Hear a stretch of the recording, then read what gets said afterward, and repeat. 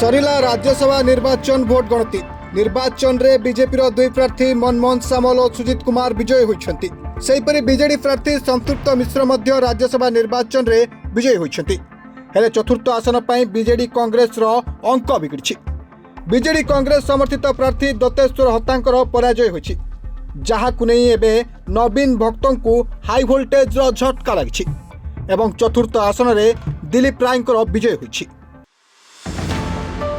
सरिला राज्यसभा निर्वाचन भोट गणति निर्वाचन रे बीजेपी दुई प्रार्थी मनमोहन सामल और सुजित कुमार विजयी होइछन्ति। सेहिपरि बीजेडी प्रार्थी संतृप्त मिश्र मध्य राज्यसभा निर्वाचन रे विजयी होइछन्ति।